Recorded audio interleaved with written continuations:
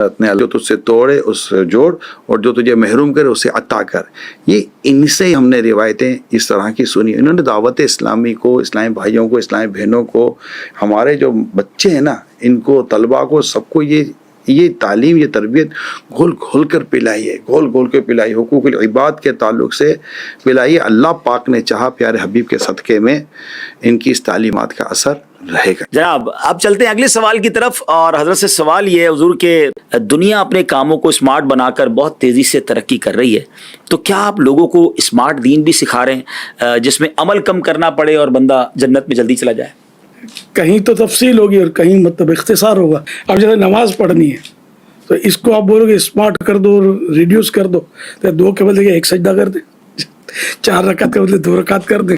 وہ جتنا شریعت نے حکم دیا ہے اتنی قراءت بھی کرنی ہوگی، جتنا اسلام نے تسبیحات پڑھنے کی ہمیں مطلب ترغیب ارشاد فرمائی وہ تسبیحات پڑھنی پڑے گی. لیکن یہاں لوگوں کے ذہنوں میں یہ بات آتی ہے کہ جناب اگر دعوت اسلامی کے قریب آنا ہے، دین کا کام کرنا ہے، تو کبھی تو آپ 12 ماہ کے قافلے کی بات کر رہے ہوتے ہیں، کبھی کہتے ہیں وقف مدینہ ہو جائیں. آپ نے تو اپنی زندگی دعوت اسلامی کو دے دی، دین کو دے دی، اور آپ کے ساتھ کئی آپ کے رفقا ہیں جو اپنی لائف دے چکے ہیں.